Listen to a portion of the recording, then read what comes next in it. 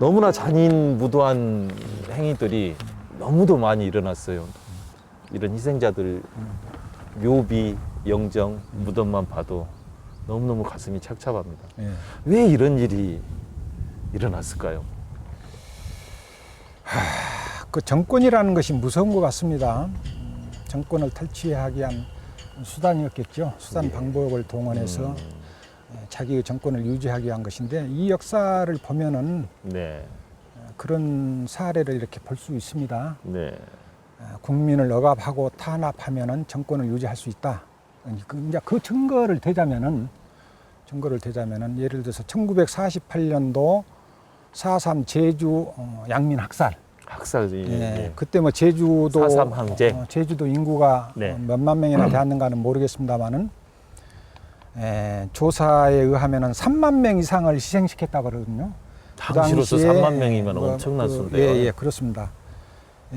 좌우가 대립하는 상태에서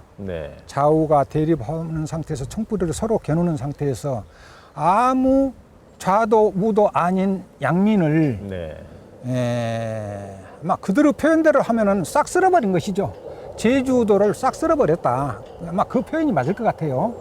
3만 명을 희생시킨 그런 그 역사적인 그 사실을 네. 보고 쓸어버리면 되는구나. 이것을 학습했지 않겠느냐는 생각도 들고 그다음에 또 얼마든지 예를 들 수 있죠. 네. 바로 그 해 1948년도 9월 달인가 네. 그 친일파를 처벌하기 위한 법을 정했어요. 그렇죠. 그리고 그것을 진행하기 위해서 예. 반민특위를 구성을 했어요. 반민특위. 반민특위를 구성해서 사실은 뭐 잡아들였습니다. 이광수도 잡아들이고 천암선이도 잡아들이고 친일파들을요. 그렇죠. 최린이도 네. 잡아들이는 과정에서 재판도 어느 정도 진행이 되었던 걸로 알고 있습니다. 네. 그런데 1949년도 6월 달인가 친일파들이 반민특위를 습격을 해버린 거예요. 습격을 해서 와해를 시켜버립니다. 그리고 그 해 10월 달은 완전히 그 법 자체도 없애버리고 와해를 시켜버렸는데 친일파를 제거해서 정의를 바로 세우고 국가의 정체성을 바로 세우려는 시도는 했지만은 네. 성공을 못하고 실패했기 때문에 오늘날 대한민국 역사가 이렇게 지금 전개되고 있거든요. 그리고 그 뒤에 이제 부마 항쟁도 그렇습니다. 박정희 군사 독재 정권이 계속 정권을 유지하기 위해서 국민을 억압하고 탄압하다 보니까 네. 이제 부산 대학생들을 중심으로 부산 마산 학생 시민이 총 걸게 하죠. 군사 독재 물러나라. 그렇죠. 유신 정권 타도하자. 그렇죠. 그렇죠. 이렇게 시위를 하니까 이거 다시 자기 정권을 유지하기 위해서 눌러야겠단 말이죠. 그냥 강력 진압을 하는 것이죠. 며칠 사이에 1,500명 이상을 체포해가고 군법회의에 넘기고 실질적으로 20명 정도를 그냥 바로 네. 선고를 해버리고 이런 역사를 이제 보고 배우는 것이죠. 그 5.18 때도 이제 그 이후에 이제 12.6 사태를 해서 박정희가 김정일한테 맞아서 총살당하지 않습니까? 네. 그 뒤에 전두환이라는 새로운 인물이 나타나서 정권을 유지하기 위해서는 국민을 탄압하고 억압하고 우리한테 저항하는 세력을 쓸어버리면 되겠구나. 이걸 아는 것이죠. 잘못된 역사의 공식을 빨리 습득했네요. 그렇죠. 예. 그래서 이제 계엄령 선포하고 하니까 광주에서도 학생 시민들이 계엄령 그렇죠. 거기에 저항하고 독재에 물러나라고 하고 전두환이 물러나라고 예. 외치니까 전두환이가 그런 것이죠. 이거 광주도 한번 번대를 보여야겠다. 네. 광주 한번 쓸어버리자. 네. 이런 생각을 한 것이에요. 근데 광주 시민들은 거기에 참 굽히지 않고 끝까지 저항을 한 것이죠. 끝까지 저항을 해서 그 결과가 오늘날 이만큼이라도 민주주의를 이렇게 싹을 틔우는 그런 역사가 진행되고 있다. 네. 이게 군사 독재 정권의 한 몸이었던 그 사람들은 자기의 정권을 유지하기 위해서 어떻게 해야 하면 된다는 것을 이제 학습하는 것이 역사에서 학습을 한 것입니다. 그렇군요.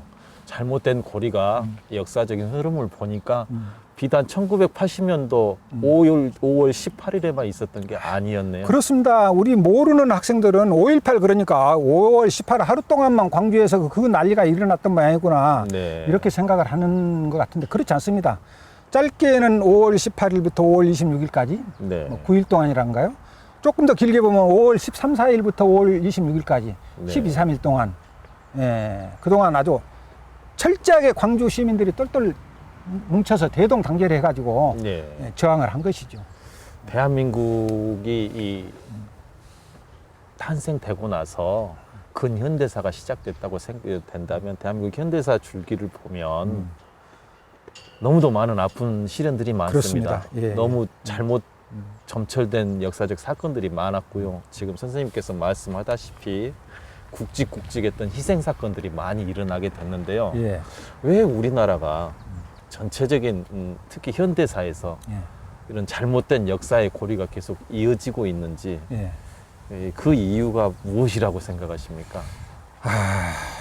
그 이유가 뭐 한두 가지겠습니까만은 네. 제가 볼 때는 그렇습니다. 저는 두 가지 정도를 말씀드리고 싶네요. 한 네. 가지는 국민을 억압하고 탄압한 그 세력, 뭐 친일파 세력이라고 그럴까? 네. 군부 군사 독재 세력이라고 그럴까? 그러한 잘못된 세력에 대해서 확실하게 응징하지 않고 처벌하지 않았다. 네. 그러기 때문에 계속 역사가 반복되어 왔다.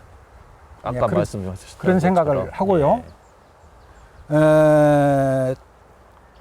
그러지 사실은 그렇군요. 프랑스 같은 나라는 독일 나치에 뭐랄까 부역을 했던 사람은 한 사람도 빼놓지 않고 네. 전부 체포해서 재판을 받게 하고 네. 자그마치 몇 명 정도를 체포했냐면 이렇게 자료를 보니까요. 99만 명을 체포했습니다. 프랑스에서. 99만 명을요. 100만 명 가까이 체포했습니다. 예. 체포해가지고 뭐 제 기억으로는 12만 명 이상을 재판을 회부했습니다. 네. 그래가지고 12,000명 이상을 감옥살이를 시켰습니다. 네. 자그만치 6,800명을 사형 선고를 내렸습니다. 프랑스에서는 드골 대통령이 네. 드골 대통령 시절이죠.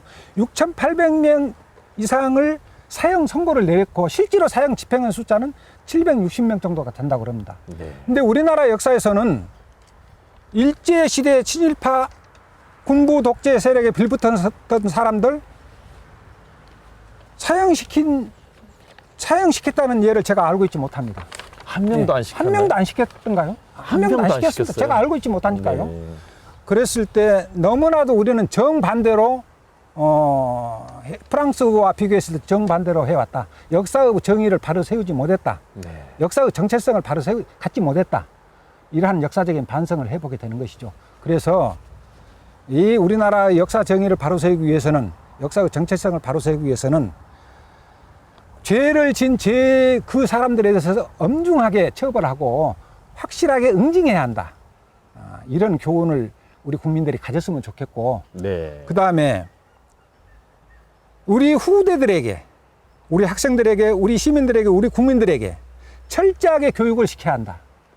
역사 교육을 철저하게 시켜야 한다. 청산과 교육이 중요하네요. 그렇습니다. 예. 그 친일에 대한 역사, 군부 독재에 대한 역사, 그걸 철저히 시켜서 다시는 그런 역사가 반복되지 않도록. 네.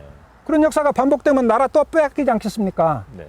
가만히 놔두면 그 사람들 처벌하지 않고 응징하지 않는다면 또 어떤 사람이 나타나서 전두환 못지않은 사람이 나타나서 국민들을 탄압하고 억압하면서 정권 유지하고 정권 유지하기 위해서 또 탄압하고 이런 역사가 반복되지 않겠습니까? 그래서 확실한 응징과 처벌, 그다음 철저한 역사 교육, 이거 필요하다. 그런 생각을 네. 해봅니다. 프랑스의 예를 들으니까 훨씬 이해가 빨리 다가오네요. 예, 예. 예.